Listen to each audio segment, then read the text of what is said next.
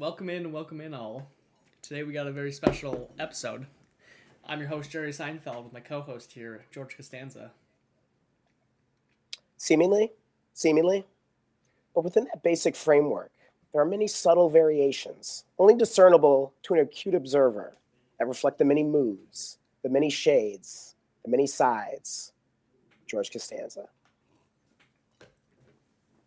Well done. Well done, George. That's just a sneak peek of what we got in store for you tonight. We got a whole Seinfeld theme stream. It should be a really fun stream. If you're rewatching, I guess I'll just lay out the layout of the show here, just in case you want to listen to one thing, you don't want to listen to others. We won't keep you skipping around as we're letting people trick in. We're gonna start with our Seinfeld. Actually, no, we're gonna start with our just reviewing briefly our bold predictions from our last theme stream, the Breaking Bad one. Would be kind of fun just to look back, see what that all the stuff we got wrong, anything we got right. I think we got a couple things, really cool things right. There was one awesome one that Dan had for sure.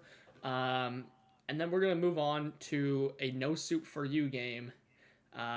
You know, we're gonna be talking about players. Whether they get soup. What did they get? The lobster bisque? Did they get the no soup? Mulligatawny, Yeah, did they get the mulligatawny? the cold cucumber, the I'm gonna turkey be the soup chili, Nazi. or is it no soup for you? Yeah, and I'm gonna be the soup Nazi, I suppose. So that's what is up next, and then also after that, then we're gonna jump into our early bold predictions. So that's the layout of the show. Skip around as you please. We'll probably timestamp for you, but as we get people joining in, welcome, Jacob. Yeah, and also stay tuned to the end because I will also be doing my top 3 George monologues. So definitely right, want to stick around for that. So we're gonna ice it off with the monologues. Oh, I was saying we could do that at the end, unless That's what I mean, you want like, to do ice that it now. off at But the end. I think we should let some more people trickle in. But yeah, if you're watching it on replay and you want to see that, you could skip to the end here. But yeah, let's review last year's bold predictions while people are trickling in here. So we made those pretty much like right before the 2025 season. I mean, I'm pretty sure it was like late August, something like that, if I'm not mistaken. It was right before the season, yeah. Yeah. So yeah, let's check those out because normally with those kind of videos, people like put them out and then they never really, look back on them later and look at like, okay, what did I get right? What did I get wrong? So yeah, we figured we would hold ourselves accountable here, even though they are bold predictions. Kind of by definition, they're unlikely to happen. So we don't expect to have a super high hit rate here. Absolutely but not. We'll see how we did. What's important is for anything we did hit. I mean, that's the whole point of the whole predictions. We're trying to hit things that we think are unlikely. Sure. So anything here, and I haven't even went over these yet. So it'll be cool to look back on. Like I don't think I've like looked at these since basically since we did it. Maybe I thought about them in between or something, but yeah, I can't even think off the top of my head all 3. So would you want to start with I don't know, let's start with one of yours, I guess, here, Dan. So which one do you want to knock out first? Talk about your bold prediction. I'll let you be let's start with the good here. You had Harold Fannin, I know, finishes a top 12 tight end. Yeah. I remember when you were saying it, you said like that almost felt conservative. I think maybe you even said that on the phone like before we did it. I remember like Theo Greminger like kind of stole your take, so you didn't make it as like a main one, but you were going to. I mean, obviously he did much better than tight end 12. I don't know what he finished at, maybe tight end 6, but Fannin obviously one of the best picks, especially in tight end premium leagues all year. Oh yeah, absolutely, and yeah, I remember I had planned to make that my bold prediction, and then I was watching, one of my favorite content producers about fantasy football, Theo Greminger. I was watching a video of his, and he basically said that Fannin would be a top 12 tight end, but he said only for the second half of the season. So I was at least more bold than Theo. I was like, screw that. Like, he's going to be a top 12 tight end, even looking at the entire season. So I mean, it didn't feel like super bold for me, but at the same time, like Fannin was a rookie tight end. What was he taken in the third round of the NFL draft? Yeah. You know, you had Njoku there who was coming off a few really good seasons. Yeah, I think it was bold enough. I definitely think it qualified, and yeah, it was nice to hit on that. And what was also cool is like right away, you know, I forget what his stat line was, but I mean, he had a nice week one, and it was like, okay, like this is looking good, and yeah, it didn't stop. Yeah, I would say that was like an extremely bold one. It had nothing really to do with like Fannin per se, because like if he was a starting tight end, then that would sound like okay, like that's not the bold. But David Njoku was just coming off like 3 red hot seasons. They have like no like they have such a bad team to begin with, so it's like even if he is the starting quarterback, there's no guarantees Harold Fannin is a top tight end. So yeah, that's an awesome call there. I know that we have a lot of Fannin, so we at least you know, we're believing that one, which is awesome. Oh yeah, it paid off for us because yeah, we were drafting a good bit of him. Although yeah, certainly we wish that we had drafted him even more. But yeah, that was definitely a nice hit. Yeah, no, absolutely. Like he's actually one player to this offseason I'm still trying to see if I get more of. And I like in listener league, I think I've gotten like 6 messages for people trying to go get Harold Fannin. I just tell them like, hey man, like you can try. Like this is just one of those like random play. Like there's not very many players for me that I'm just like no interest trading. He's just like one of those players. It's like I just have like I just can't imagine you can give me anything Yeah. that I would value him for. It doesn't like it helps when it's a higher tight end premium league. Any league where I have Fannin, I am not trying to trade him away. Other managers are the exact same way when I've inquired, which is unfortunate, but they are of course smart. Yeah, because he still has room to grow in value, and I mean he's an early hit. I mean he just has such a potentially long career ahead of him of year in year out production, and that's just so invaluable in these higher tight end premium leagues that we typically play in, you know, 0.75 to 1.0 tight end premium. So, yeah, you know, it's tough to give up a player like that when you know they could, you know, still have such a runway to keep gaining value. And I'm sure we haven't seen the best of him yet in terms of his production. I hope not. I remember on all the teams I had with him in the playoffs, especially those nice tight end premiums. He was more impactful. I found him as a more impactful asset to my team than Jamar Chase. Players of that caliber. And in the championship round, he was pacing on it. I think one drive in, he caught a touchdown, tore his groin or whatever. It was like he was playing through it. What could have been in week 17, but yeah, love Harold Fannin. Let's move on to mine here. I guess I'll just go in order of mine. My first one was Ted McMillan outscores Marvin Harrison. I probably should have checked like the stats on these players. Like I have no doubt, obviously Ted outscored him. I mean, basically the sentiment is just hey, I'm not even gonna like bother look at the points. We know Ted outscored Marv. Probably points per game wise, I don't know. He probably had 3 or 4. Maybe we get someone to fact check if Jacob's in here. Maybe he can give us a fact check on the points per game. We're not trying to get like too deep into the weeds here, but basically like the point of choosing Tet was I thought he could be a breakout receiver. Really, that wasn't even that big of a hit. He had his moments. Like basically, if Bryce Young could have played better, I think that could have really brought him up. Wasn't really the case, but in terms of his talent, I don't have any questions that he's talented. And then Marvin Harrison obviously had a completely off the rails season. It just has like tanked in value. So at least that was like a better part of the call in the. Yeah, I mean, you were definitely happier if you drafted Ted compared to Marv. So yeah, clear win for you there. And yeah, speaking of Bryce Young, yeah, my next bold prediction didn't work out so well. I said Bryce Young would throw for 4,000 plus yards, and he would have 35 total touchdowns, including passing and rushing.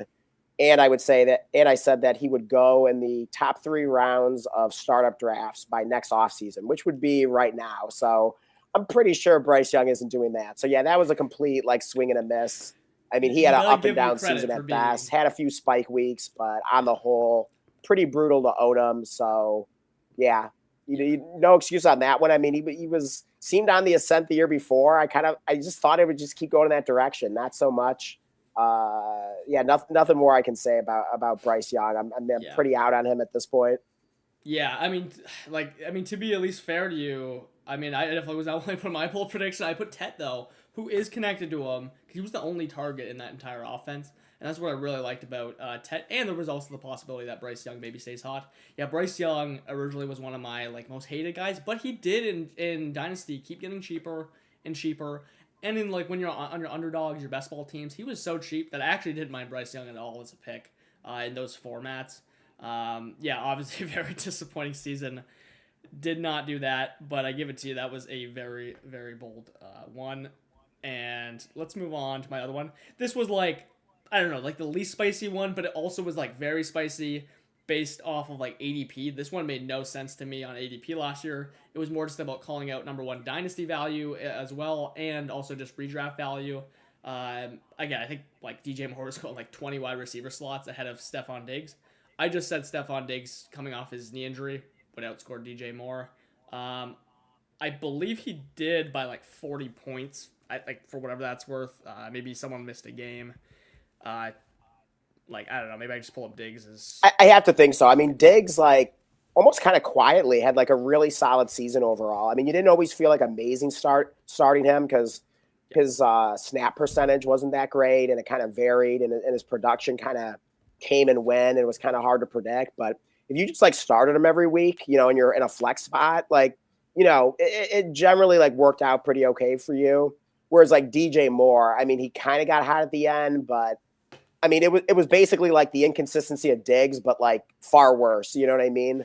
So I mean, he was pretty brutal overall. What's funny about Diggs is and with this bold prediction, it was actually me thinking that DJ Moore would still start out, potentially better than him, and then Diggs would overtake him as Burden and Loveland came on. Yeah, that happened to DJ Moore, but he was never good to begin with at all. So it was just and then Diggs was actually good at the start of the season, and then he actually fizzled out at the end of the season, which was even weirder, as they're a Super Bowl team. So it didn't even go exactly how I planned it. But the point was I want nothing to do with DJ Moore. I don't want this guy anywhere.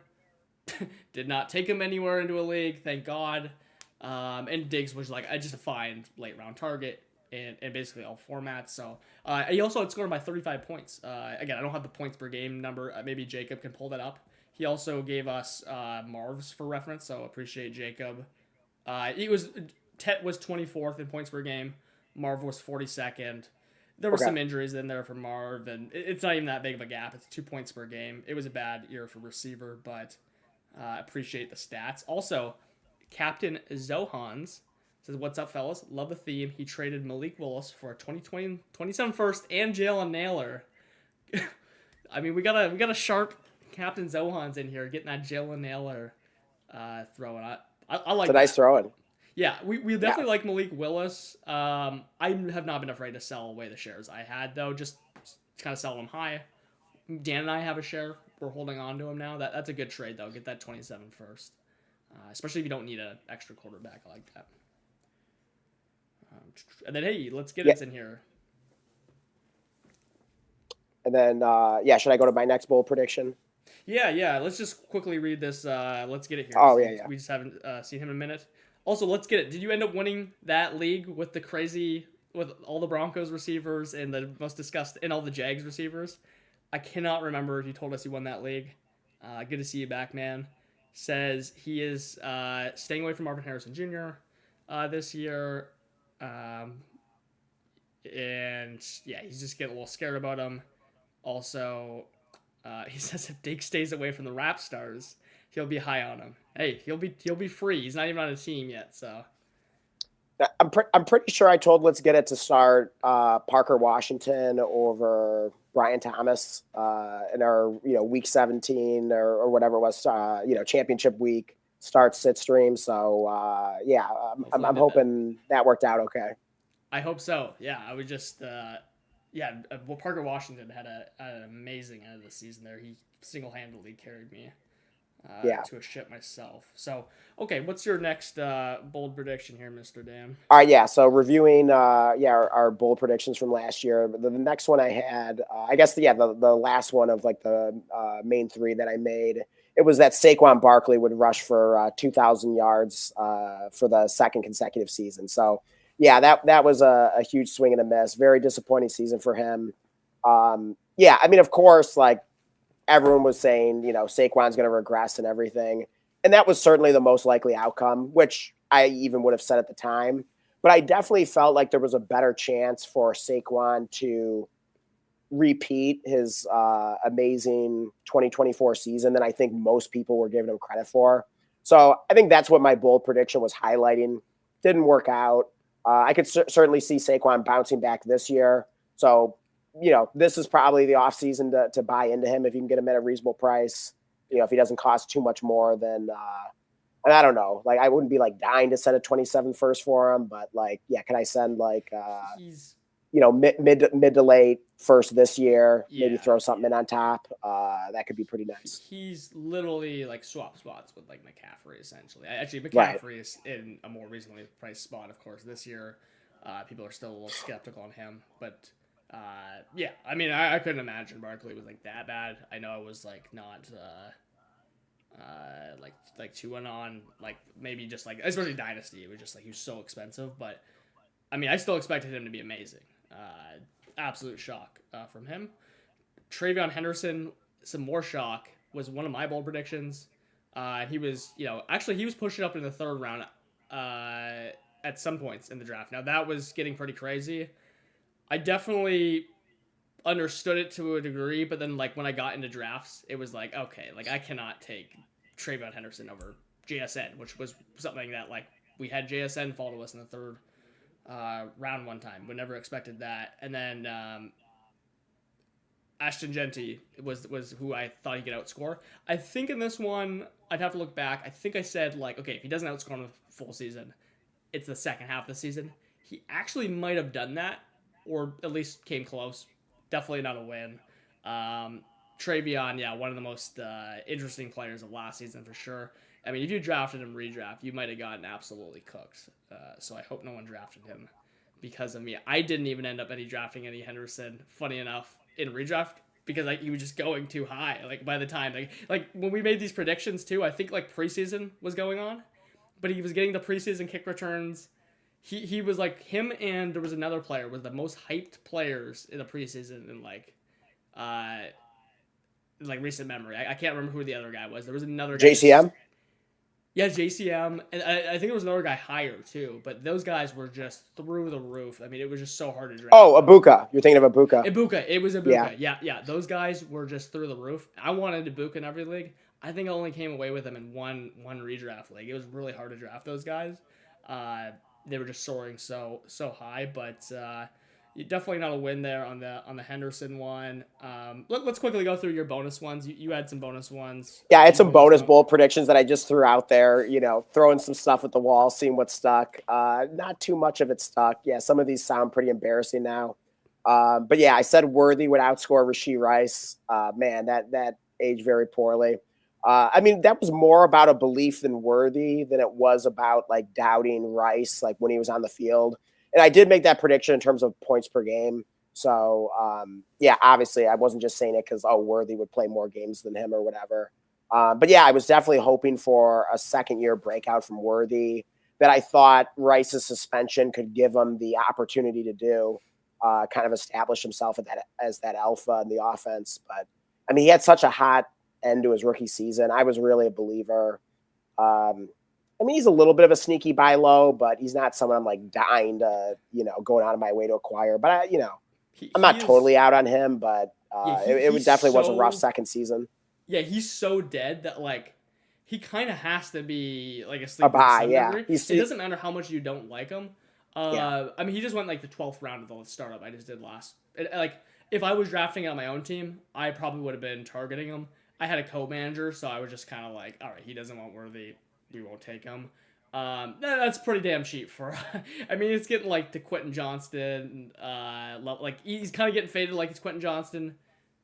I'd say his first 2 years feel a lot better than Quentin Johnston. He had the shoulder injury, of course, as an excuse. He at least kind of has some reasons why he hasn't produced.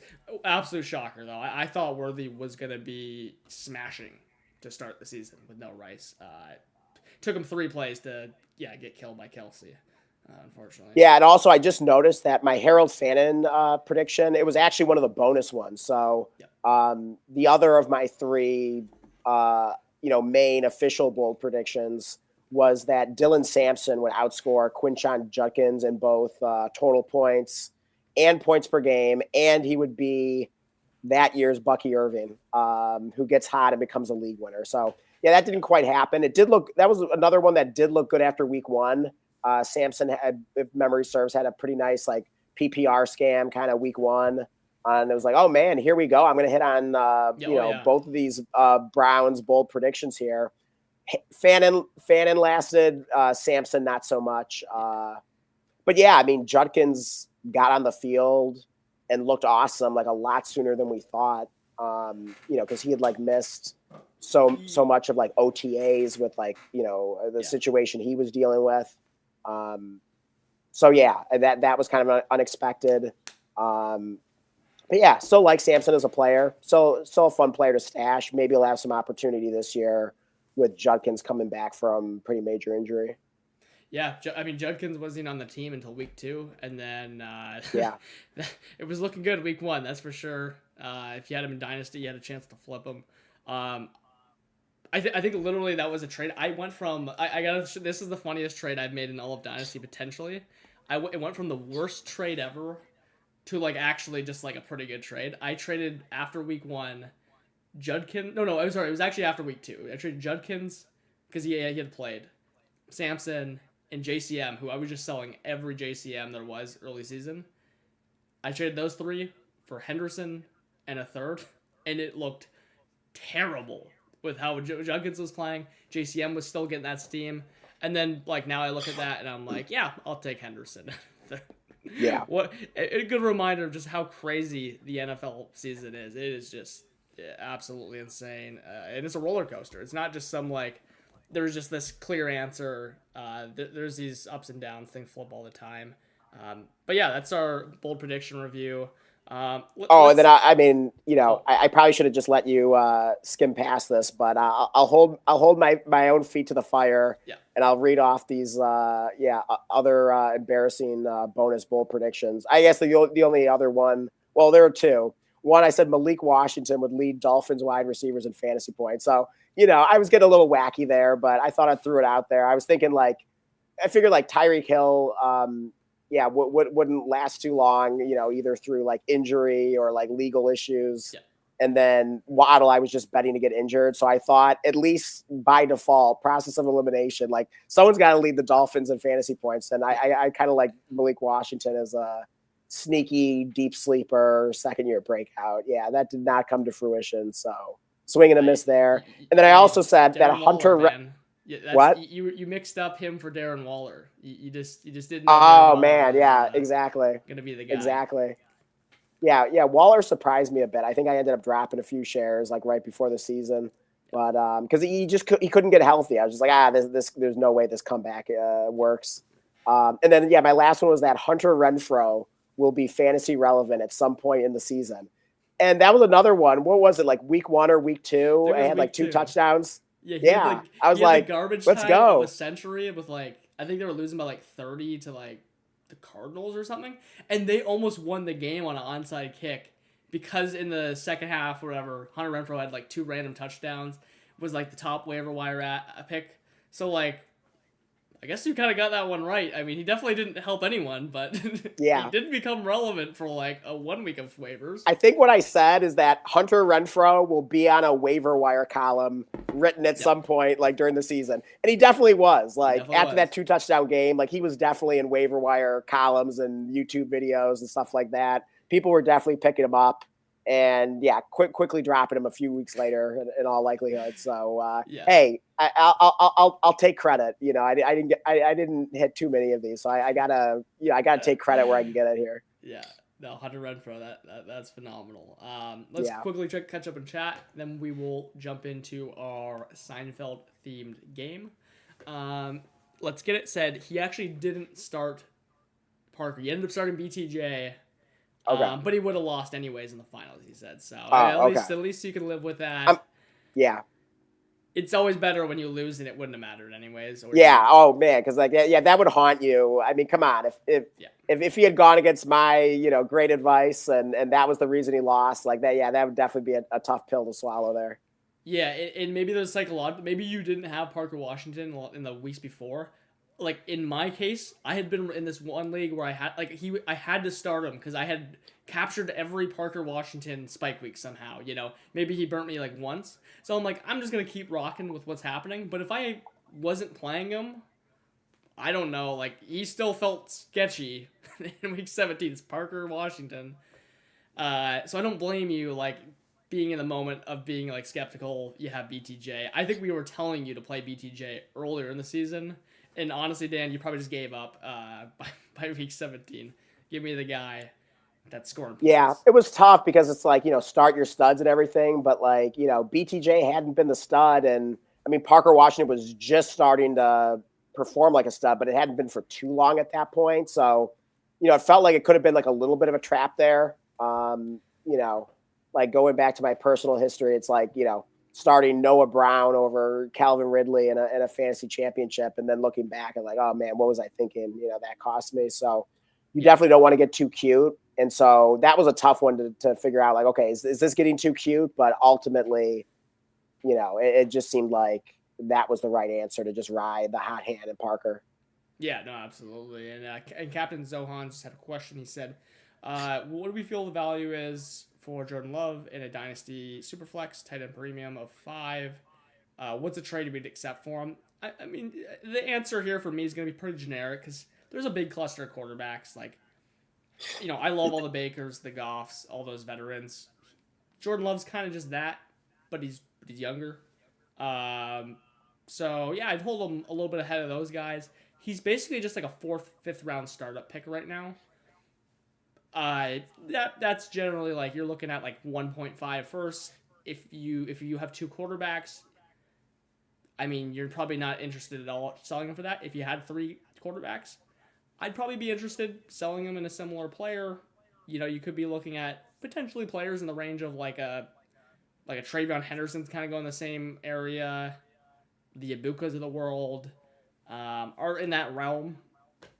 A rookie pick equivalent would probably be 105, something like that. Like maybe you could add a little bit, get the 104 plus or a better pick. What do you think, Dan? Does that sound about right? Yeah, I would agree with that. Yeah, I mean, that is kind of like a tricky player to just kind of, give like a general answer about like what you'd move him for. And it would also like partially depend on like, do you only have like two starting quarterbacks or do you have like Yeah. three of them? You're trying to get rid of one. Like what's the market for quarterbacks in your specific league? So I would definitely kind of defer to that. Hopefully you have like some kind of sense of like what quarterbacks are worth, in that particular league. Um, but yeah, I mean, if you have two other starting quarterbacks that you feel good about and you're trying to turn Jordan Love, well, basically trade him so that you can, improve like the rest of your starting lineup, like improve your flex or some other position. Yeah, I mean, you definitely want like a player that's like worth a first or more. Um, but yeah, I think, yeah, a first and a half sounds about right. That would be I'm like the assuming like minimum. that's a 6 point passing touchdown league. If it's 4 point, you might value him a little less. I would say I wouldn't really want to sell him for less than like a Yeah, 1.5, but I do think there's some upside to get that too. And maybe it's kind of like you go, I'm trying to who's a player on the fringe. Maybe it's like you could try to get like Tootin and a first. Yeah, maybe it's a later first. right. And Tootin's kind of one of those players that's hanging around that first range. Maybe it's actually Malik Willis in a first you can kind of sneak out again. I think there's some upside to potentially get a deal done like that. You're going to need to be in a 12-team league. You're going to need the person to be desperate for quarterback. I think that's kind of like the best answer Yeah, for I that. mean, if the market allows it or warrants it, I like that advice. And it's but yeah, and if it's 6 point passing touchdowns, yeah. How do I get like two firsts for Jordan Love? Like, yeah, what do I need to add to Jordan Love to make that happen? Or like, can I get like the closest thing to it, like a first plus like a player almost worth a first, that kind of thing. Yeah. Yeah, I think Zohan's was in here before. I think I maybe must have, because this all sounded familiar from the last stream when I was trying to help him build a trade. He has Shuck, Caleb Williams too. Also, I believe it was a 10-team league, but again, I could be mixing you up with. We looked at another team. If it is a 10-team league, yeah, you're not going to be probably sniffing that two first unless you're a good negotiator. Someone desperately needs that Jordan Love. Maybe you do.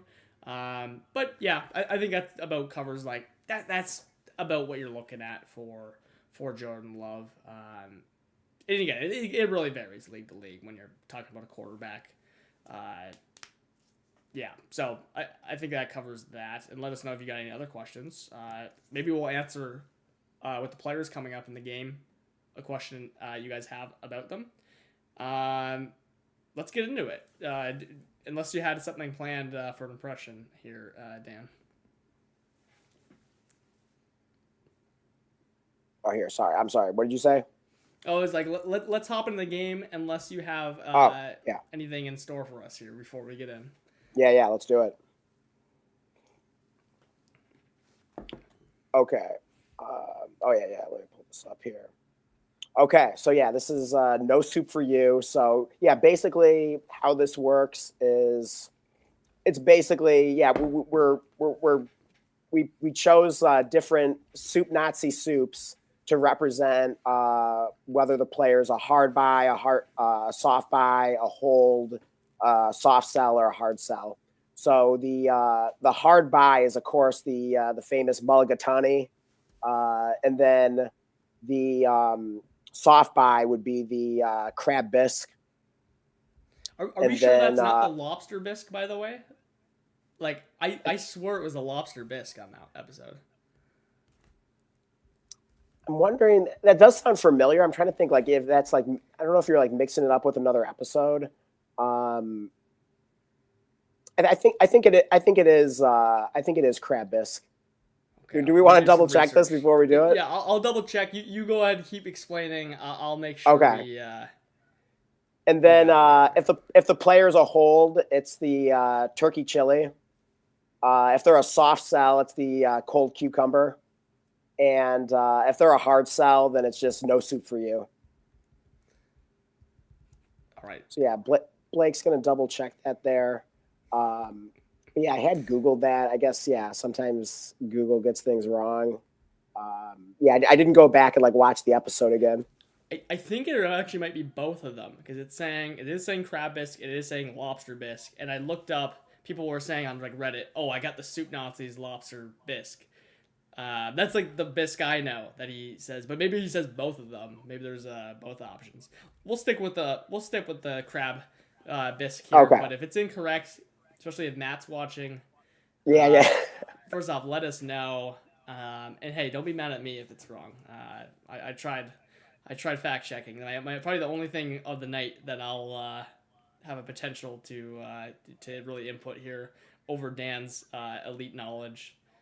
We maybe should even ask Matt to come onto this.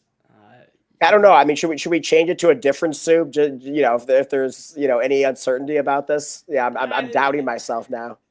That's fine. It's close enough, and in their hearts, they know it's a lobster bisque if it's wrong. Let's keep it the same way here for simplicity. Who is the first player, Dan, that you are going to? Yeah. All right. So the first player we got here is Jalen Waddle, just traded to the Broncos. So yeah, what soup are you putting on Jalen Waddle here? Yeah, I really wish I had a more, I don't know, interesting or maybe more insightful take on this one. I'm going to be giving him the turkey chili, and here's the reason why.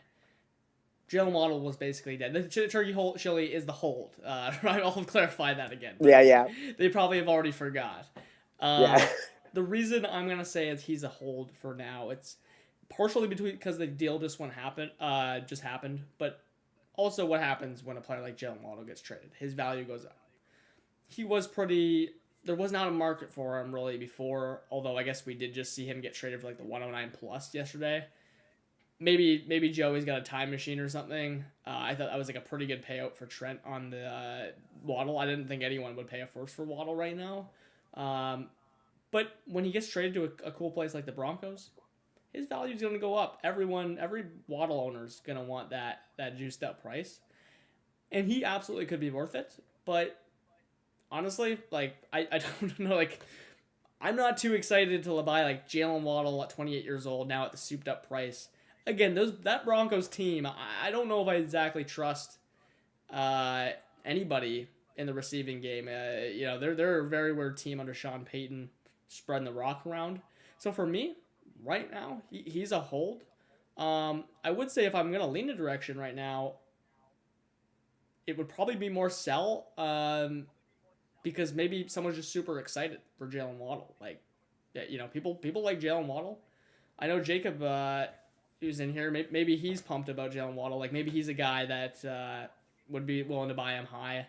I'm not willing to pay anything like a mid first. I'm sure owners want that out there because they were wanting a late first before when he was getting passes from Malik Willis. So, yeah, for me, turkey chili. Yeah, I'm gonna go with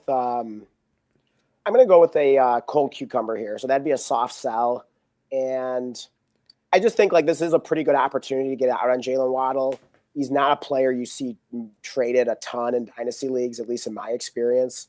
So you get the new landing spot. There's going to be some optimism around that. You know, he gets a better quarterback in Bo Nix, but he's still injury prone.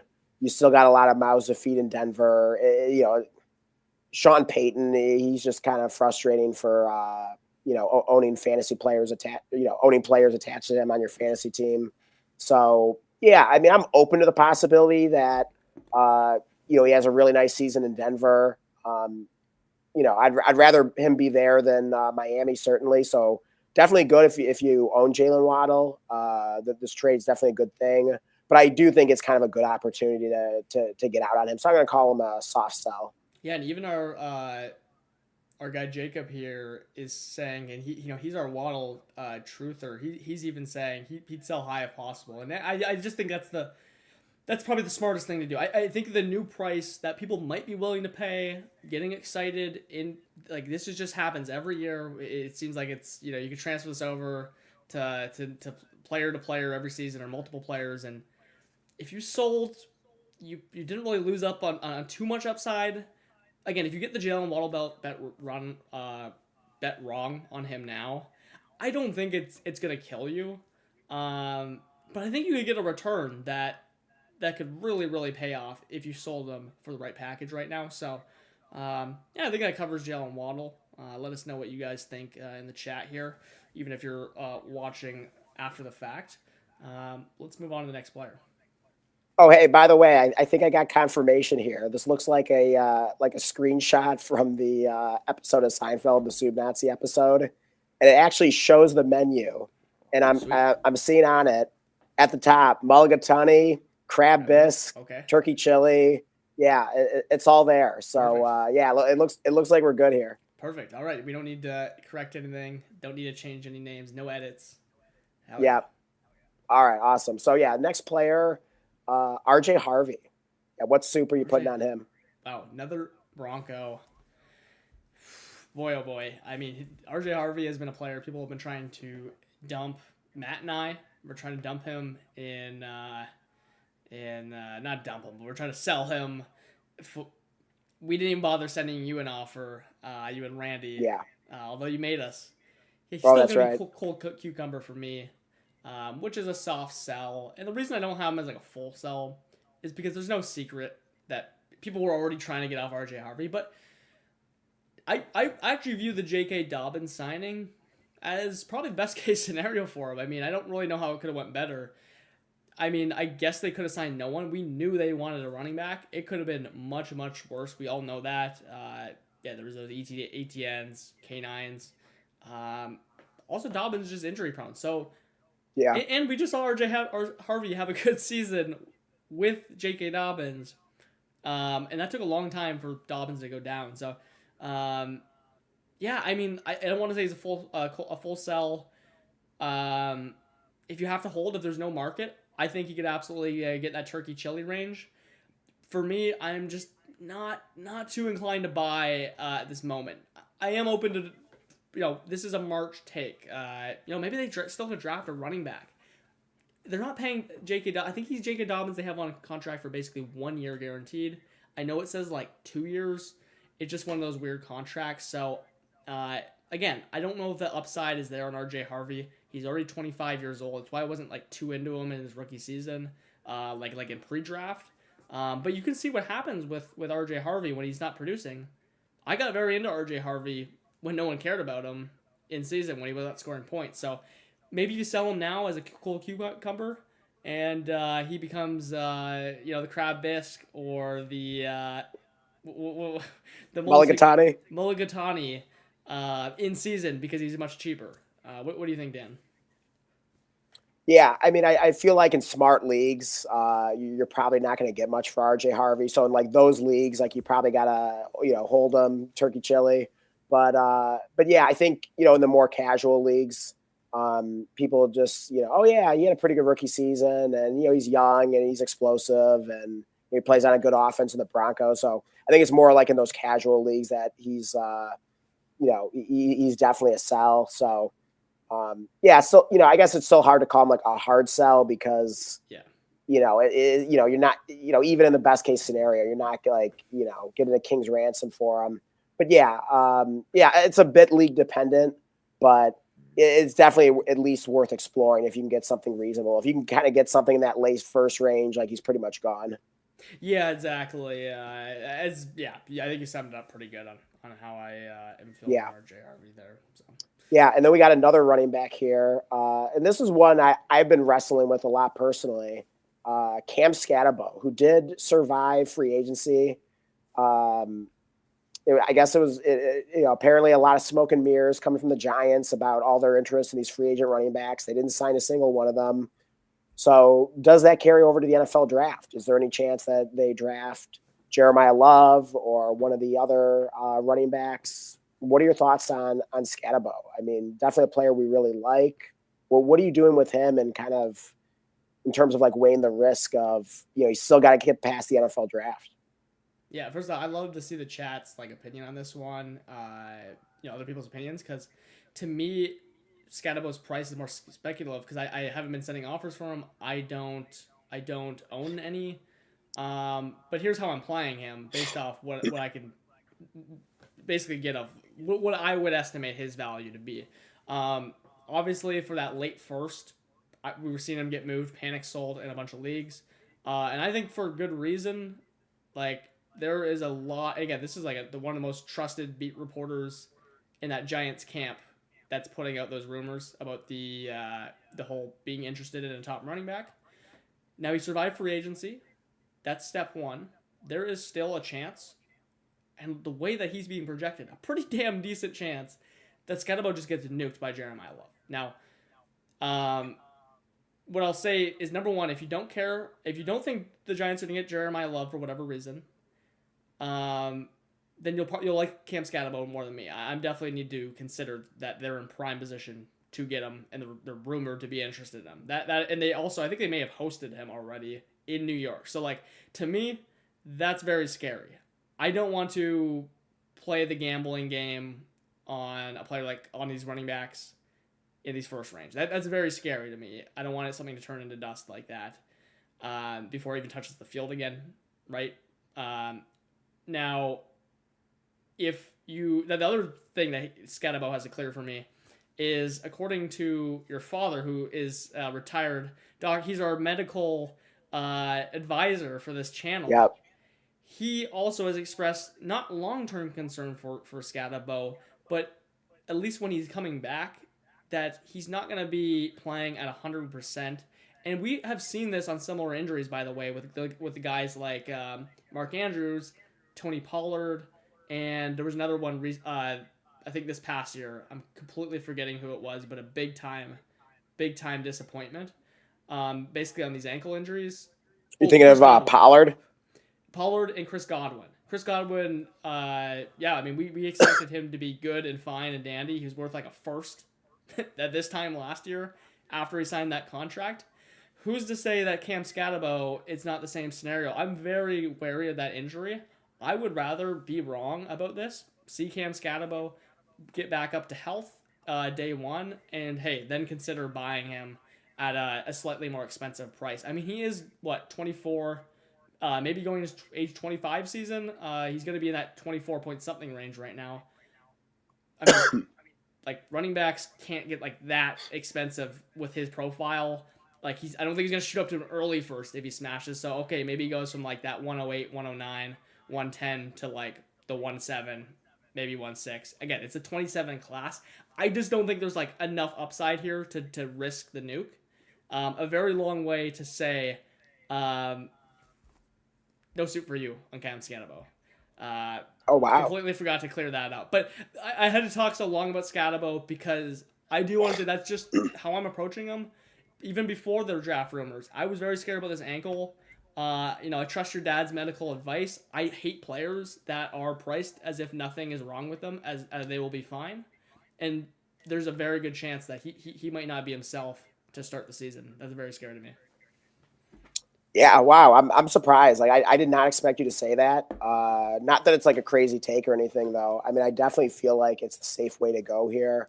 I won't call him a hard sell though, but I will call him a soft sell. So I'll go with the cold cucumber on Cam Scatabo. Definitely still a player I like in general. And I could definitely see buying back in at some point.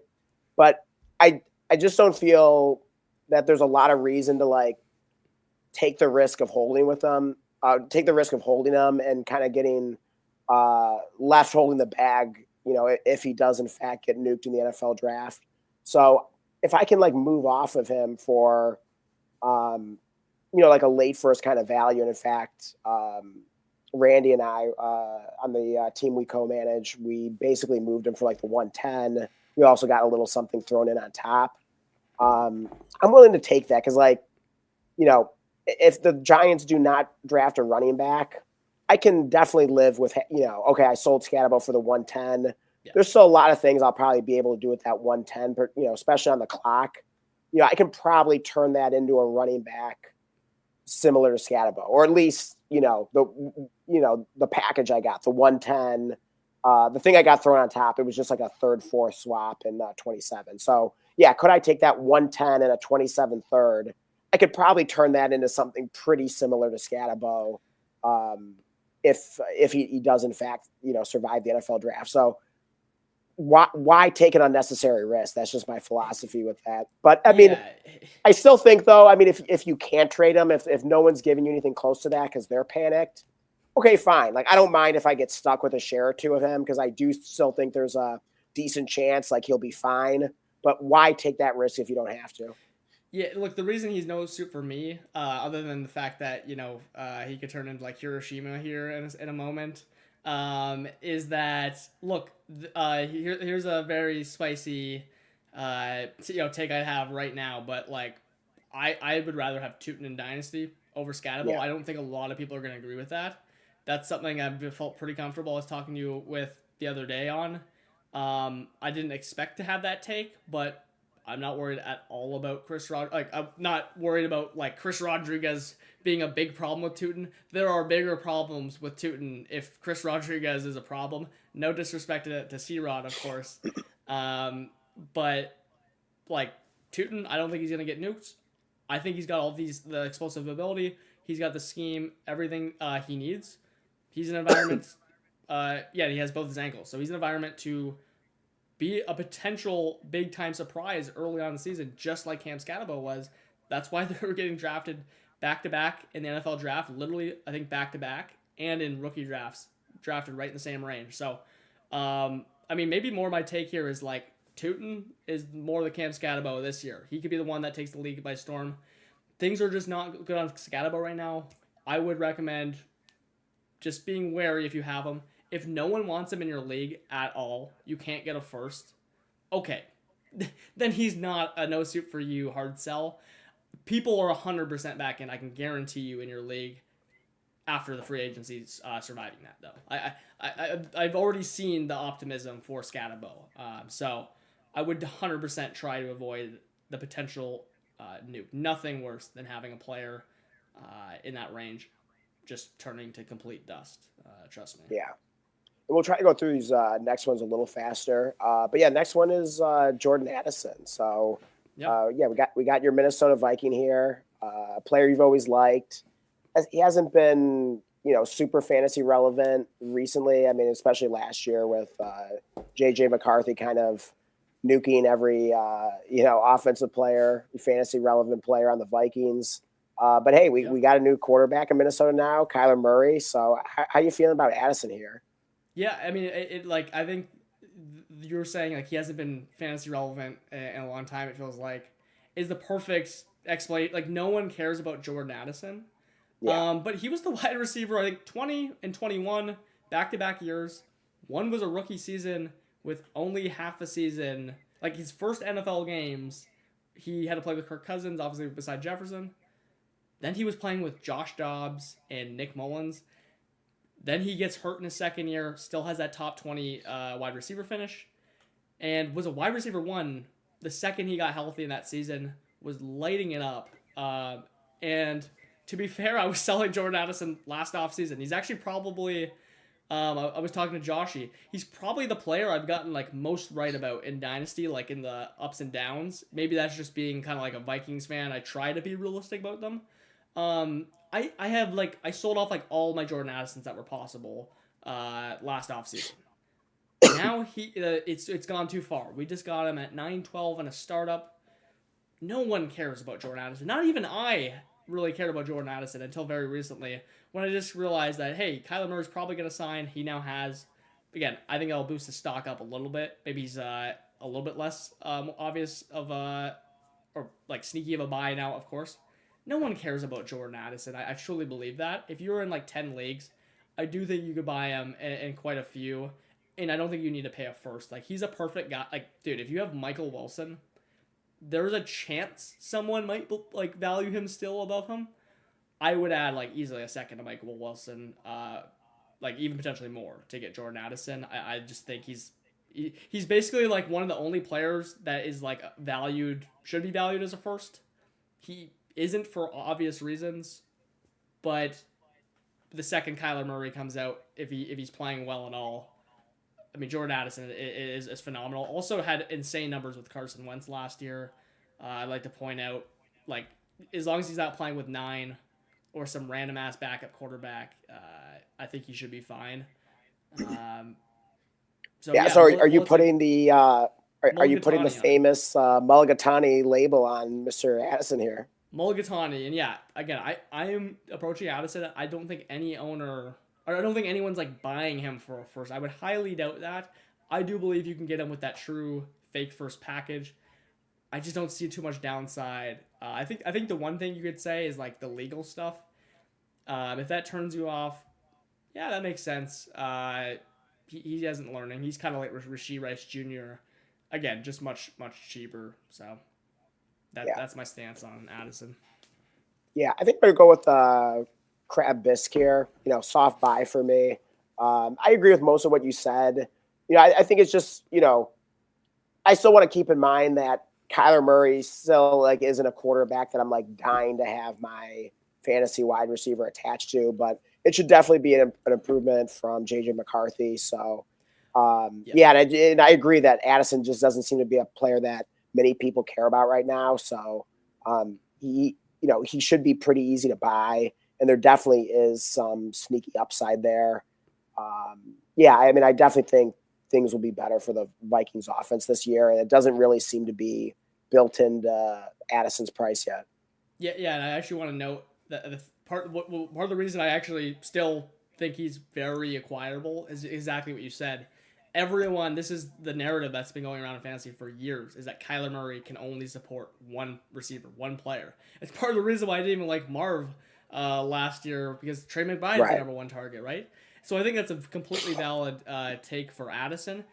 Very well. Maybe he can't support two kind of like elite receivers. Again, I think that's completely priced in. And he also just hasn't played with Kevin O'Connell and the Vikings. Uh, Everyone that's came in basically, I mean, even Carson Wentz had success. Everyone but 9, and I guess Brosmer, of course, who is probably one of the worst quarterbacks to ever touch the field. And maybe like Nathan Peterman is, contesting him on that one. So I do think there's some narrative again, still holding Addison's price down like that, which is why I'm so passionate about buying him right now, or at least trying to. Yeah. And then the next player on our list is kind of a riddle wrapped in a mystery here, Mr. Ricky Pearsall. You know, he's just, yeah, he just truly is a hard player to know what to make of. Like we've seen really good flashes from him. He's also had trouble staying on the field. You know, weird things happen to him, like, you know, randomly getting shot, you know, before his rookie season. So, yeah, you know, we both kind of liked him coming out. You know, we were able to get him in the second round of rookie drafts, which was a good value. But yeah, what are we doing with him at this point? I mean, he was pretty frustrating to own last year after a pretty hot start. Yeah, let it be known, I was one of his biggest dynasty haters last offseason. I am just not afraid to just be against players when I think they're overpriced. Like example, like Scatabo. Like I like Scatabo. I have no problem kind of being against people if they think he's an awesome buy right now. Laporte, Pearsall was that for me last year. But to be fair, when we saw him touch the field again, I think he kind of proved very early on in preseason and his limited sample that he actually is a pretty good receiver. At least by tape. Again, he didn't really have much example to show. People were like baking in too much about the oh, he was shot, all that stuff, and he was like the first last year. But then when he's come back from injury, now it's like he's not even worth like a mid-second. To me, look, the Mike Evans, even the Christian Kirk thing is far from ideal, but it could be better than them bringing in a top receiver in the draft, whatever, first round. Maybe that prevents them from bringing one in. There is risk in that. I am going to actually give him the crab bisque, though. Again, I'm not too passionate about saying, hey, go buy Ricky Pearsall. I actually think my best advice would be don't buy Ricky Pearsall right now. I think you could just wait till the draft happens. Make sure they don't draft a notable receiver. If that happens, I don't think his stock goes up at all anyways. I think people are pretty cooled down on Pearsall. So I'm keeping an eye on him. I'm more interested than not, and unless they draft that top end receiver. Again, I still think he's a good receiver. We barely got a sample of him. I love players like this where, I mean, he got shot, and then he had a PCL injury. I mean, we have a pretty long sample. I mean, even Drake London was terrible after coming back from the PCL. He's in a good environment, and I think he could potentially be a good player. He's not really priced as anything expensive. That's kind of where I'm at on Ricky Pearsall. Yeah, you kind of surprised me here. I thought for sure you were going to call him, you know, a no soup for you, or at least like a cold cucumber. Or hate the price, not the player, man. That's what I'm all about. Yeah, I mean, like Pearsall really only costs like a second, give or take at this point. So, yeah, I mean, it is like a pretty reasonable price. I mean, in some cases it might have to be like an early second this year. So yeah, I mean, I guess I don't hate that. I guess the thing with Pearsall is just kind of like, like what's the dynasty upside? Like his value is never going to be massive because of his age. I am kind of losing faith just because like he just can't seem to stay healthy. And it's like in the worst possible way because like even when he's out there on the field, you don't even know like whether he's like fully or healthy or not. Basically, what I'm saying is like sometimes when he's like really injured, he's like playing through it. You know what I mean? So you're still starting him or not knowing whether to start him. So he is kind of a frustrating player to own. So I definitely don't mind like just kind of cashing out and like re-rolling him. But I don't know. He is kind of a player I go back and forth on. We were talking about Theo Greminger earlier. He's been big on Ricky Pearsall this offseason. So he's kind of been like talking me into it or at least making me consider it. So, gosh, I mean, what am I ultimately going to say for him? I think he's still probably for me. I mean, I'm trying to think. I do own Ricky Pearsall on a roster, that team that I co-manage with Randy. I know Randy's like a bigger fan of him, so we might just end up holding him for that reason. But if it was just 100% my decision, like what would I do with him? Yeah, would I take like a 204 for him? It wouldn't feel like the most exciting thing in the world. I mean, if I could turn him into like, Wan'Dale Robinson, I probably would. If I could turn him into Parker Washington, I could. So yeah, like the 204 doesn't feel like the most exciting thing in the world, but I think I would look for a different kind of trade. If I can get like a early second kind of credit for him and I can like turn him into something I like better, I certainly don't mind doing that. So I'm going to call him a soft sell. So I'll give him the old cold cucumber here. But I can appreciate your take, though. I mean, ask me in a week or a month, I might have a different answer. Yeah, I should clarify like the price I'm thinking about because again, pre-draft, like I think he was maybe floating around that early-ish second. And I think post-draft, again, that's just putting more of a dagger in him. I just again, you might be able to find someone. Again, if you don't love Ricky Pearsall, that's completely fine. You might actually find someone in your league. He could just kind of be that one of those players that maybe someone will pay is that hates the class will pay you the 201 for him or something. Hey, that's not the price I'm talking about right now. I think he's closer to that mid first right now. Sorry, mid second right now, and that's exactly what I'm talking about in this take. Like I think you could potentially acquire Ricky Pearsall for that because, I mean, I just that's just basically what he's worth. I don't think you're getting much buyers on that. So yeah, I mean, I definitely a surprise I can see for you with me actually kind of being on Ricky Pearsall here. Again, I wouldn't be too eager to buy right now though. I would want to know the draft thing. I don't think that really affects his stock unless it goes down. So play the market on him. Okay. And hey, last player here, we got Sam Laporta. Um, he's like a kind of like another player, like almost like Addison in a way, Yep. where it seems like he doesn't quite get the respect he deserves, and it doesn't seem like people really care about him a lot. He just sort of seems to get kind of like lost in the shuffle now amongst tight ends. You know, he rarely gets mentioned anymore when kind of talking about, just the better tight ends in fantasy football. So I feel like he's a bit of a forgotten man, but he had a pretty solid season last year. What are your thoughts on Sam Laporta right now? What are you doing with him? Yeah, you compared him to Addison. He's gonna be Mulligatawny for me as well here, especially in these tight end premium leagues. Again, I'm just going based Yeah. off what I'm seeing in our leagues where we're playing with people that are into Dynasty, playing actively. There's not too many idiots, like that we're playing with here. A lot of these guys are watching the channel, watching other channels, informed with market value.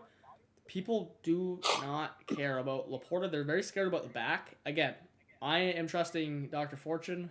He doesn't need to have 100% hit rate also. He got Rashid Rice perfectly right, which was awesome to see as well. But Laporta, he said not too much of a concern for, like, really none. I think he said zero concern for Laporta on this injury. Yeah. Again, if you're watching this and you're doubting a medical doctor, look, I mean, hey, okay, I'm not even trying to talk you. If you think you know more than a medical retired doctor, then okay, yeah, just ignore everything I'm gonna say, I guess. But I am just gonna play the injury game. I've heard that mentioned lots with Laporta when I'm talking about him.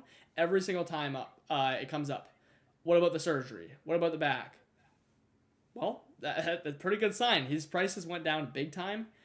No one really cares about him. I even saw in a league that actually I think it had pure potential in it. And obviously probably some sharper players in it. He went the 8th round. The 8th round. I mean, I don't expect to get him there. I happily took him in the mid 6th of a 2 PPR tight end premium. I thought that was awesome. I didn't care about him at all last year. He probably would have been close to no suit for you, or at least cold cucumber for me last year. Just had no interest in him. Again, it's just the price, not the player. I love those injury discounts, especially when we got our medical advisor telling us it's not a concern and people are concerned and he's dropping for it. That is my favorite thing. So yeah, Laporta, Mulligatawny for me. I like it. I think I'm going to agree with you there, because it just seems like he's just so attainable, so affordable. And yeah, I mean, this is specifically for higher tight end premium league, so 0.75 or higher tight end premium. He just seems like such an obvious name to me that, like, I'm kind of circling on my draft board, if I'm doing a startup draft, like, and it's high tight end premium, like, I'm probably going to walk away with Laporta because, it's just criminal. Where you're able to get him like 8th round, like that's just wild. Yeah. So, yeah, I love me some Laporta right now. Yeah, if it happened in that league, could happen in yours. You could definitely see the sixth round though. I wouldn't expect him to go any higher than that. I've seen multiple leagues with him there. Um, let's quickly, very quickly, just go over the last one here. I know you said that was the last one. We'll go over this one in 1 minute though, because I just wanted to touch on this one real quick. Okay, it's Rashad White. Oh, that's right. Yeah, yeah. I forgot It's we had added one to the list there. So yeah, of yeah, course, yeah, just signed in free agency by the Washington Commanders. Yeah, they also signed Jerome Ford. They still have Ja'Cory Krosky Merritt. Um, yeah, I mean, they could still draft a running back in the NFL draft. So for the moment, I mean, it seems like Rashad White is probably the Commanders running back that you would favor to lead them in fantasy points. He can catch the ball. But yeah, he definitely has he definitely has to get past the NFL draft. And it's similar to Cam Scatabo. He also only got the $2 million contract from the Commanders. I think he took less to play there because that's where he wanted to go. So yeah, what the heck are you doing with Rashad White right now? yeah. To me, this is just one. I'll basically anytime Rashad White, you can get like a second for him or anything close to that at this point. I mean, like to me, like I think Rashad White is like kind of close to his original draft day value as a rookie. Like he was going in like the mid second of drafts. I looked back at one of our drafts in Blood, Sweat, and Beers, and he went like 204, 205, and I'm like, that is just crazy to like. He's actually been an awesome draft pick throughout his career. Rashad White, I had actually just sold him to you. I added Noel, who again I'm just kind of having a hard time seeing, though I love like the path for him, though I love, and I got the 207. Like to me, like that's just a smash. Like just get Rashad White off my roster. I didn't even know I had him in there until I just like randomly stumbled upon him looking at my roster, and I'm like, oh shoot, I gotta go get rid of Rashad White ASAP.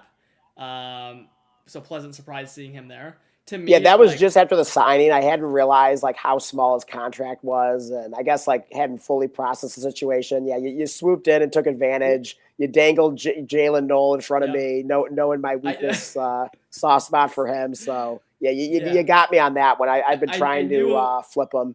I knew how to go flying in with Jalen Noel. When I added him in, it was like, maybe you Game give me a over. first or something. It was But game over. yeah, so I mean, it definitely looked like an overpay just with the sign on Rashad White. Again, maybe Rashad White. I'm gonna say there's still a chance for Rashad White to be fantasy relevant. Maybe they don't draft a running back.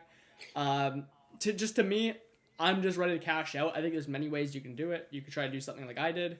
You could just add to Rashad White. I'd rather go try to get David Montgomery, something like along those lines. Heck, maybe you can add Rashad White, and it's actually one of those trades that's kind of the opposite of normally what I want to do. But when it's a player I don't believe in at all, maybe I'm taking that late first. That isn't in the Saquon Barkley range. Maybe it's the 111. Okay, the owner won't take the 111. You add Rashad White on, and this guy believes in him. That might equal that Jacobs Barkley type running back that you believe in. That's also another way that you could try to get out Rashad White. I think there's many ways you could do it.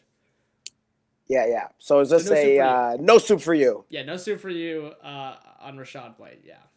Yeah, I'm gonna agree with you there. Yeah, I'm not afraid to admit when I've made a mistake, and yeah, that was definitely a bad deal you sent me. So hopefully I can flip them to some other sap, but we'll see. We'll see. But yeah, I'm just gonna cut my losses with that. Hopefully I can get a second firm from someone else. But yeah, he just seems like. I mean, if somehow he does survive the NFL draft, like yeah, I mean I could see a scenario in which he's kind of a sneaky running back that could be kind of that PPR scam, and he's played with Jaden Daniels going back to college and everything. So like I could certainly envision it, but yeah, I mean if the Commanders draft Jeremiah Love, I mean Rashad White, he'll be worthless. He'll be worth nothing. So yeah, just take the second while you can. Yeah, and I'm not even just worried about him, but the other backs in this class. I still think there's potential that Rashad White could survive or have a role. Just not for me though. That's all. If I actually believed him in maybe more of as a player, again, he couldn't even keep off. Our boy Sean Tucker last year. And when he was given the opportunity, it wasn't even good for fantasy. I think he started out hot with a week or two. He was like just a dead asset in my lineup. I remember a few times in that league, just even with all the work. Part of the reason he was losing his job. So, and they didn't bring him back. So yeah, I think that covers the game there. I hope everyone enjoyed that. Um, so what do we got up next here, Dan? Yeah, so I guess we will do our early bold predictions for this coming football season. Yeah, I guess I should be saying what do we have coming here, George? Yeah, yeah. But And by the way, like I'm sure, like most of you can tell, like I'm a little under the weather, and I feel like I'm starting to fade here a little bit. Like as typically what happens with colds is like you feel like worse and worse as the night comes. So I kind of feel like I'm like losing my voice a little bit. So I'm doing the best I can here. Hopefully I'll have a few George impressions in me, and won't have like hopefully I still have some voice left by then. But yeah, I'm doing my best here. appreciate you hanging in there. We'll try to move at a reasonable pace for these bold takes. I guess I'll just start off here so I can just remind myself to not talk too long on this one. I was just talking about Tootin, how I would even value him over Scatterbo right now, which of course seems pretty damn bold. Um, Tootin, who is the RB22, I believe, on redraft, RB23 maybe. No, maybe 22 in Dynasty, 23 in redraft. He's the same. I have him early bold prediction finishing as a top 12 back there in that Cohen system ahead of Travis Etienne, who I kind of sound like an Etienne hater there because I am as like a talent. Although I actually kind of like that landing spot. We hadn't really talked about it. I actually think that's a really, really good landing spot for Etienne. But I'm still just a little skeptical. I think Tootin can outscore him. I think he's cheaper in all formats, especially like redraft. Um, yeah, that I don't know. Any you don't even really have to say anything if you don't have anything to say, Dan. But Yeah, I mean, I like both running backs this season, but yeah, I mean, if you could turn ETN into, I mean, I don't know, yeah, could you get a plus on Tootin at this point? I mean, I feel like Tootin's value is starting to, obviously like trend up and kind of getting closer and closer to that of an ETN. So I don't know like how much of a plus you get on top. I mean, I don't mind the pivot just because like Tootin's younger.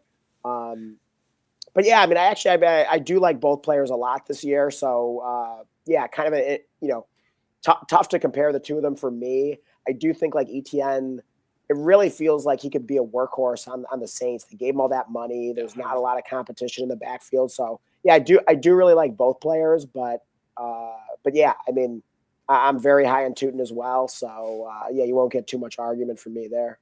yeah, no, 100%. And just to add what you're saying about the trading thing, yeah, I mean, if you're in a league with me, you're probably not gonna get that ETN deal off. But I think if you find the right Tootin owner, you just so happen to have a guy like Travis Etienne.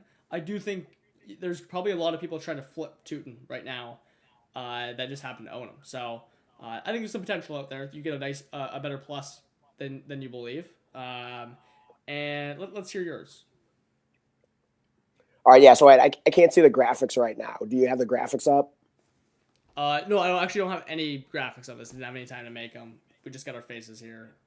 Oh, okay. Yeah.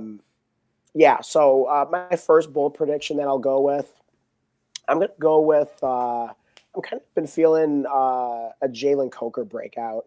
Um, the cokeheads out there have been waiting for this one for a while. So he's never been like an easy player to trade for. So that's kind of what makes this tricky here in terms of like how actionable is this take. But I do think I think the way you have to get him is probably like to down tier from someone else and like get him thrown into the deal or whatever. You definitely got to do it in a sneaky way. Because I mean, I even traded away a Coker, and not that I regret it because I really liked what I was getting back in the deal, but the fact that I was like getting the best player in the deal, it kind of distracted me from the fact that like, oh, I'm losing a player that I kind of like, in Coker. I was able to get a share of him in another league. But yeah, I don't know, like, we definitely saw some year 3 breakouts this past season. I could see that trend continuing. It just feels like Coker is primed for that. I mean, when he's been healthy and out there, we've seen really good things from him. I definitely don't think we've seen the best from him yet. So yeah, I'm just looking at like a classic year 3 breakout, little bit of a vibes take, gut feeling here. I'm just imagining good things from him. And so, yeah, my bull take, if I didn't mention it yet, I'm saying Coker will finish as a top 24 wide receiver this season. Yeah, yeah. I mean, I wish I shared the same optimism. I do like Coker. Trust me, I do like Coker. I think this is more of like a dynasty like take reply. The one thing that I hate that happened with Coker is he had that, what was it, monster 2 touchdown playoff game. Like he went from literally like actually like worthless. Like no one, we got to the point no one cared about him. He was all hurt. He hadn't produced. That one game shot his value up so much. Like it wasn't even funny. I was actually even able to get like, I mean, basically like a sec. Like, I mean, I was like getting like early second value for him in a trade. Like I felt like personally, I think market might disagree with that, but like that's just how I was valuing the side I was getting, in a trade. So like for my like I know that's more of a redraft take. So I think a much better like redraft bold prediction than like what I would want to bet in Dynasty. But I think Jalen Coker, you saw exactly in that final game what he could do. Again, he was hurt all year, pretty bad quad injury. Instead of Hunter Renfrow in week 2 being the waiver wire column guy, maybe it could have been Jalen Coker. Maybe he could have actually had a red hot season there. So, like Coker, but had to add that Dynasty comment to the Coke heads there. Simmer them down a little bit. Yeah, I wish he was a little easier to trade for, but I still think there could be some, so some value gain because I mean, still like obviously he's like worth nothing close to a first, so I'm still willing to bet on some nice value gain potential. So even if it seems like you got to pay more for him or give more credit for him in a deal than you'd like, I still think some good things could come from that. Yeah, I still do think there's some good ways you can trade for him, especially if you think he has a chance to finish as the top 24 receiver.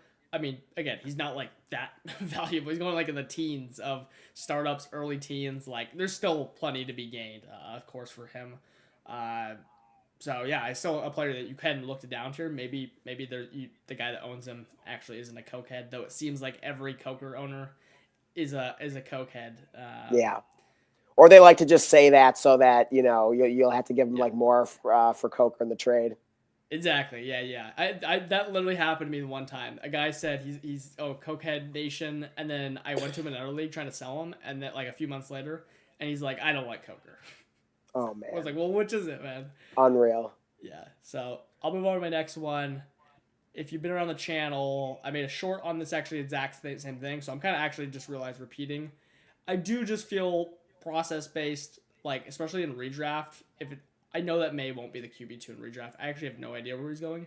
I'm still gonna assume it's way higher than I'd want to take him, and there's gonna be some nice late round options. Jackson Dart is at like the top of that list for me. Honorable mention to Malik Willis and Kyler Murray right now. I'm sure they're going very late, but Jackson Dart at least for Dynasty QB9 versus May's quarterback 2. It's the difference between the second overall pick and Dart has been going basically like 212 to even mid to late third. I've even seen on some of those like domain drafts or something when I've watched theirs. Yeah, I love Dart.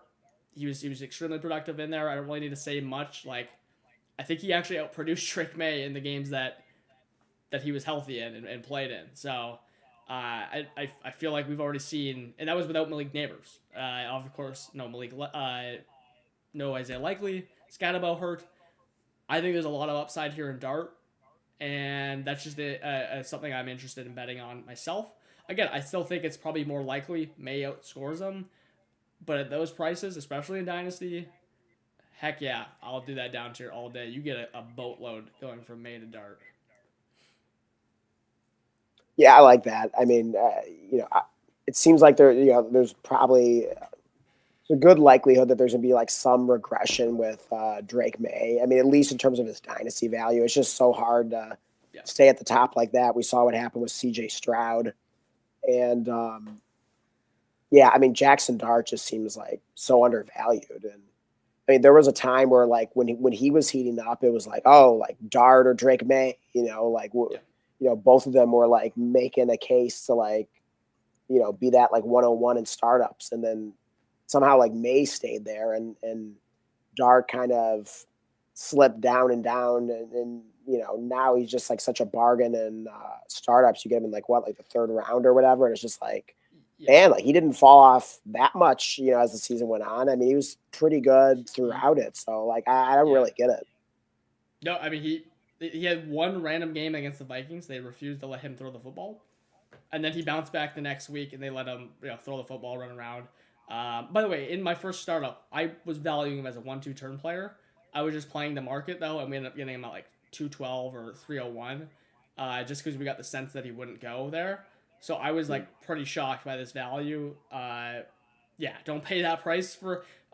I think I basically am saying he's like the Drake May of this year is this bold prediction. Maybe that's a more simple way to say it.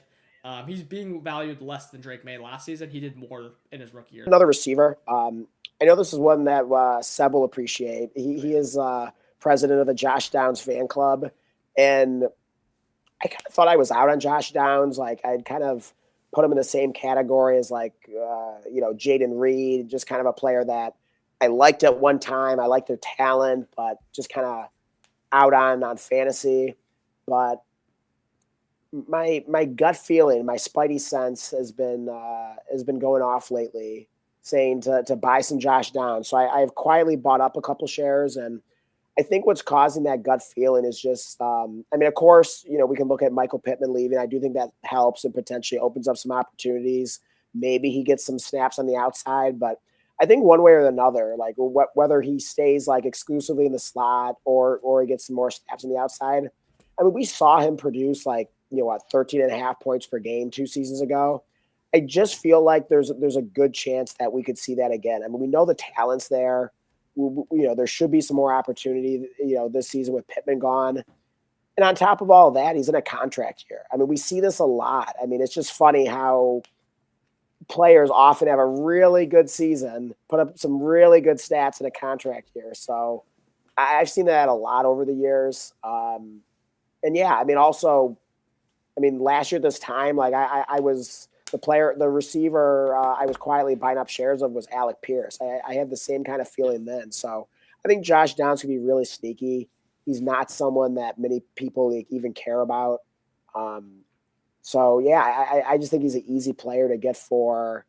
I mean, I think I got him in a league for like a third and Keaton Mitchell. And I like Keaton Mitchell, but like Is I'm that happy to do that. is that this week? You got that? No, it was before Keaton Mitchell even signed to the Chargers, Gotcha. which and we even liked that signing, but that But was after like Pittman went. no, it was before Pittman Okay. left. Yeah. So yeah, Gotcha. maybe that's partly why I was able to do that. But in any case, yeah, I still think even with Pittman gone, I mean, yeah, maybe that's helped his value slightly, but I still don't think he's a player that like if you go to a manager and make an offer or make an offer that includes them, like I don't think any manager's be like, oh no, I can't trade away Josh Downs. I mean, as long as it's not Seb, I don't think you'll get too much of a fight if you're just like willing to pay what he's worth right now. I do think there's potential for his value to go up, and I think it could be a really nice flex player this year. I think he could be a nice little surprise. Yeah, no, I actually I love this one. I have to look into buying Josh Downs too because I was thinking the same thing. And me and Coda when we saw Pittman left, we were considering taking. Do we take Downs or the 203? We're like, okay, well, we'll keep taking the 203. We'll keep getting sick of these rookie picks, but we knew we would have to take Downs there if we wanted him. And I mean, that's just easily could be he would be worth that or more. I mean, we saw him with what 13 points per game, 2024. Remember how good he was? So yeah, I mean, the question is just is he going to be a full time player? There's still again fantasy upside with him, even if he's not. Pittman leaving sure as hell could help. Um, but with his price right now, I do think he's a player. To take your other bold prediction, he might not be far off a guy like Jalen Coker. And to me, like I would rather do the Josh Downs bet because we've seen Josh Downs do the fantasy thing. To me, it's more of a question of like, does Josh Downs play? Like, does he play? Does he? Maybe there's an injury that can unlock him, similar to how Wan'Dale Robinson got unlocked for 100% of the snaps with that neighbors injury. maybe that's possible. So yeah, I love this Josh Downs one. I gotta look into buying him, and I do think there's many ways you could go to Josh Downs. He's one of those players I think you could still, even with the stock up, yeah, package Rashad White in a deal with him, and you might get like pretty damn close to Josh Downs' credit on him. So Yeah, I mean, I made a deal recently, and I mean, basically, I was kind of able to turn like Isaac Tesla into Josh oh Down my god, effectively. So like now, like 1-for-1, like would that manager have done that? Like maybe not. Um, you know, also in the deal, like I was giving Josh Allen, I got back Puka Nakua. Um, so obviously, I think I was getting some credit for the fact that I was sending away the more valuable player, even though I think I would personally value Puka more, just valuing, the wide receiver over the quarterback. That's just kind of where I'm at, or at least, I mean, wide receiver has been kind of down lately, but not Puka Nakua, so which makes him even more valuable. Whereas like Josh Allen, I mean, his production last year was, I mean, it was certainly really good. I mean, he was the QB1, but it didn't feel like you necessarily like yeah, won your league, like owning Josh Allen, like maybe in past years. Um, and we've talked about the subject before that with quarterbacks, I feel like you got to value them a little less because they're a lot harder to trade. Like only so many teams like have a yeah, need, so many teams in your league have a need for a quarterback at any given time. So Puka Nakua is just such an easier player to sell at any given time. It has so much more liquidity than any quarterback, really. It seems like yeah. to me. So 100%. And so basically, you got what you valued as a bigger player. It seems like you traded like Tesla into Downs, which is like obviously like I don't think there's any world where that gets done, but because you made the swap. I mean, hey, there's a creative way that people can look. Again, maybe they don't have those specific players, but maybe they do. A quote unquote down tier, something that they don't really see any difference in, and then they get that up tier from Tesla to Downs. I love deals like that. I think there's a lot of ways to get Downs. Love that call. Um, I guess I'll go on to my final bold prediction here. And this one is a guy who, again, I haven't been too big on the past few seasons. Josh Jacobs, he was getting enough respect, probably more fairly priced than not. But again, he finished that season. It's those injury discounts. He finished the season injured. He also kind of got banged up early. You remember those Emmanuel Wilson weeks early on in the season or week? And I just think he was playing hurt. He's been damn dominant when healthy, and I'm just gonna bet on him still being the guy. I don't think he's getting replaced. Josh Jacobs outscores Jonathan Taylor, and this is pretty damn bold. I got their underdog values here. Josh Jacobs RB14, not even the top 12. Jonathan Taylor RB3. So like, yeah, of course he's going ahead behind Bijan and Gibbs, but he's going ahead of CMC, all those other hot names, Genty, all those boys. Uh, I feel like they're pretty much just the same bet. I would rather bet on the Green Bay offense personally than Daniel Jones and the Achilles. Again, if I want to bet on that offense, make it be through something cheap like Josh Downs, not Jonathan Taylor, who is extremely expensive in Dynasty. And again, I think he can still be fine. If you think he can be fine with Daniel Jones, all that stuff off the ACL, again, I don't even mind betting on Daniel Jones in Dynasty because he's pretty discounted. I still think there's some potential regression here. We saw a lot of those 3 touchdown games. Jonathan Taylor sparking that magic. I would not be shocked if Josh Jacobs just pounds his way into the end zone, accumulates stats better than Jonathan Taylor. Like this is like to me, this is not like that bold of a take, despite it being like an insanely bold take. Like you would need to like add a clean first onto the Josh Jacobs to get to JT in Dynasty, especially, and they're like a year apart in age, 27 versus 28. Yeah, I mean, Josh Jacobs just seems like so boring right now, which is probably like what makes him like a pretty good Exactly. buy. Um, And yeah, I mean, it's not necessarily going to like look pretty. It's not like the most explosive player anymore. Um, but there's still probably a pretty good chance that he's like the, starting running back for a really good Packers offense and, falls into the end zone like 10 to 12 times and, has, 1,000 plus total yards.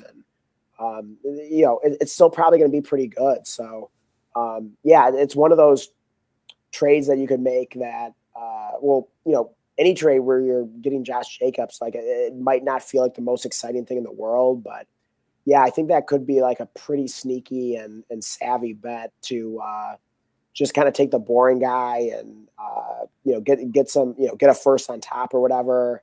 I do think that could be really sneaky, yeah, especially if that's like a 27 first and maybe has a chance to be better than late. Yeah, that could be very sneaky. So I By like the that. way, just like this is the stuff that I personally care about. Again, like I don't even bring up like their yards per. Like I don't care about any of that stuff.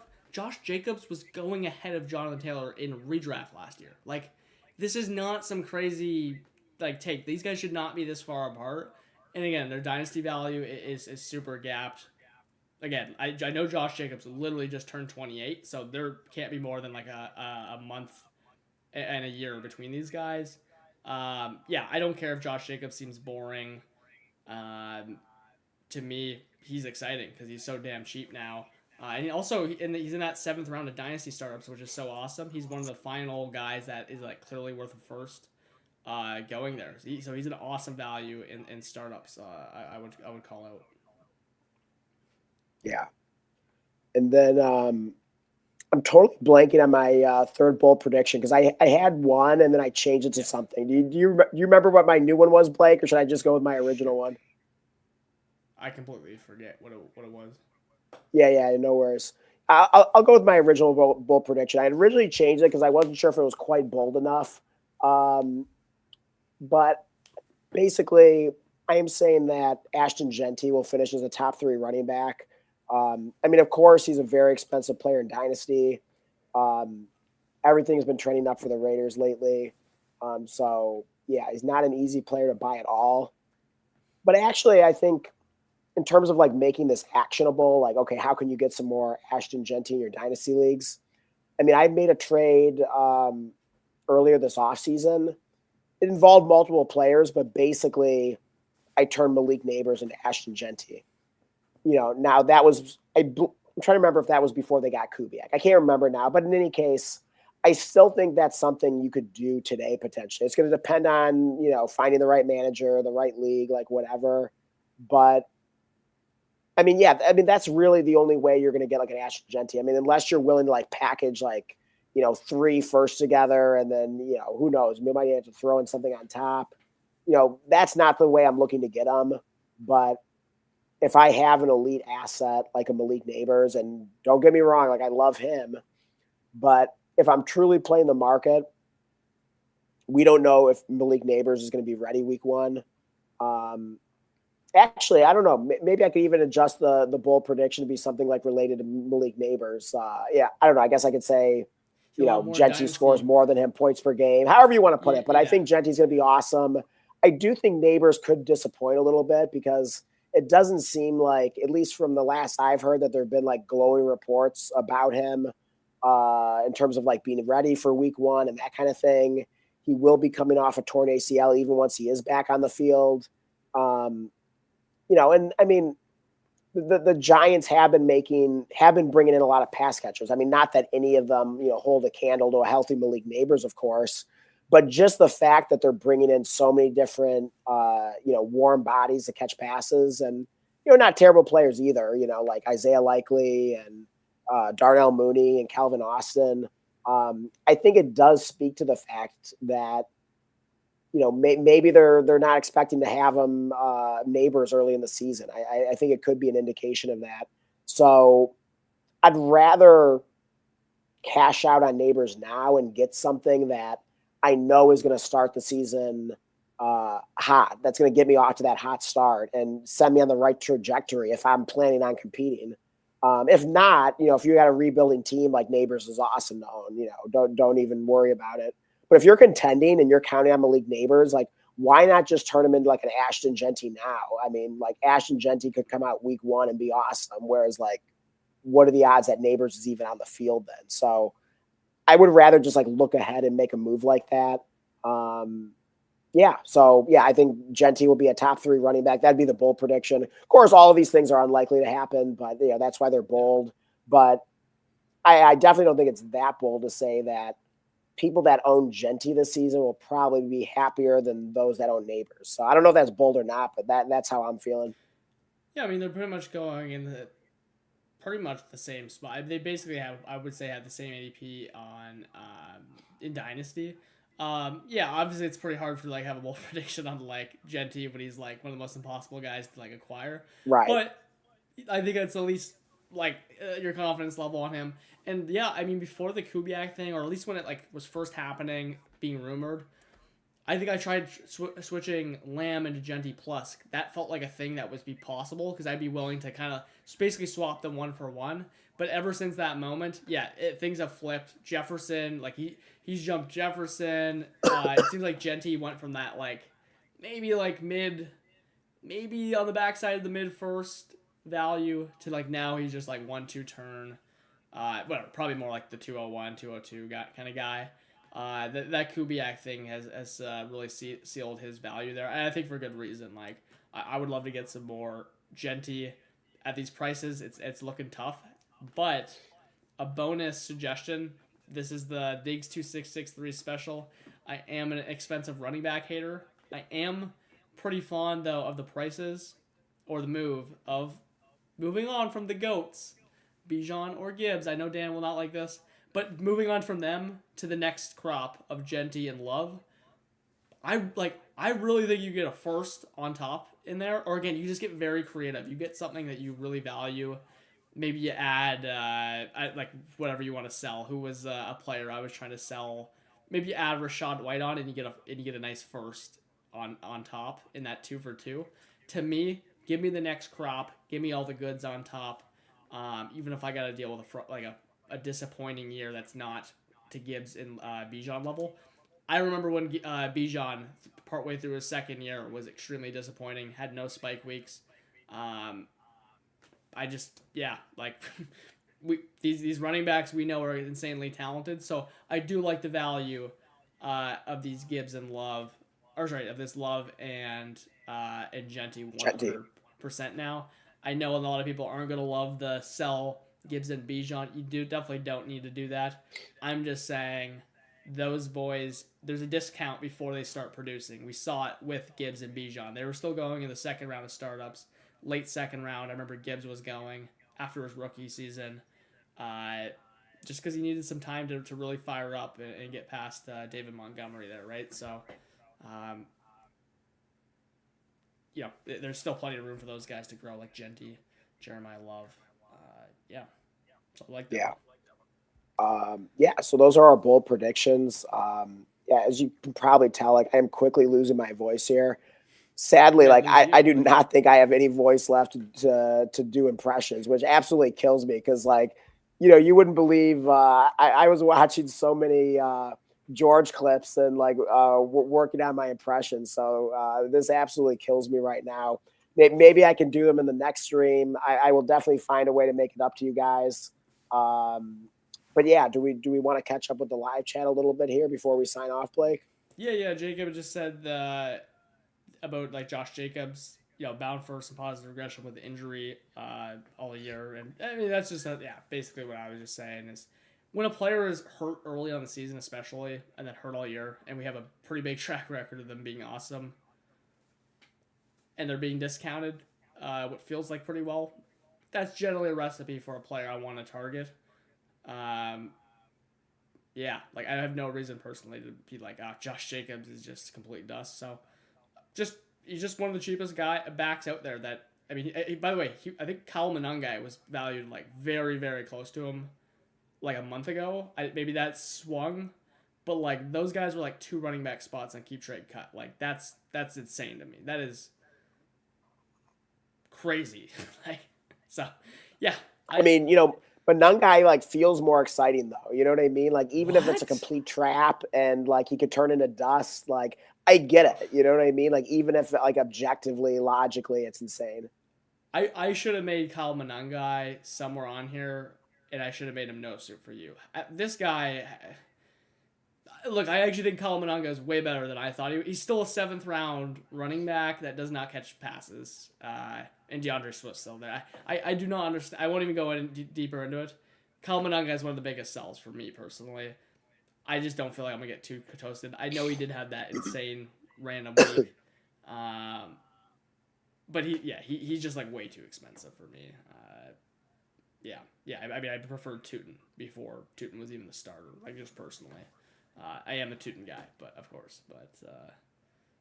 yeah, that's a bonus sell. Manung guy, add to him to get to Tootin or Jacobs. And then, yeah, Right. anything else in the live chat that we want to catch up on here? Nope. All right. Nothing. Well, It's hey, getting late. yeah. Yeah. We will sign off here, but hey, appreciate it having everyone here. And yeah, I mean, you know, we're celebrating 200 subs here, so like that's pretty awesome. Like we're already at 231, I believe. So yeah, it's been awesome like growing this channel. Really appreciate everyone's support. Definitely subscribe if you haven't already. Like the stream, of course. Yeah, we really appreciate everyone's support. Hope to do more fun streams like this. Hopefully, I'll actually have like a voice then. But yeah, this was still a lot of fun though. And yeah, as a reminder, we do have a listener league 2.0 that we still have a few spots available left in there to fill. So if you're interested, the best way to do that is join our Discord. I believe the link is in the description. So click on that, join our Discord, and then send either me or Blake a message. You'll see us in there. And yeah, just let us know that you want to join the Listener League 2.0. We'll get you in there. That should be a lot of fun. It's going to be a really great league. And yeah, I mean, the Discord too, just in and of itself, you know, regardless of whether you want to be in the Listener League, definitely join the Discord. We've been having a lot of activity over there. Been a lot of fun. And yeah, I think that's it. But yeah, just appreciate everyone tuning in. And yeah, look forward to more fun streams like this. And we'll definitely be putting out a lot of great videos this off season as well. Yeah, we completely forgot. I completely forgot to mention the whole 200 sub thing. I think when we literally started the stream, that was the first mention of it. Yeah. Of course, this is a 200 sub stream. Appreciate everyone here through the journey so far, and we're already at 231. So we are chipping away here. You know, next big goal is gonna be 500. Might be a little bit time for that for sure, but we're trying over here. Keep an eye on the lookout. Join the Discord.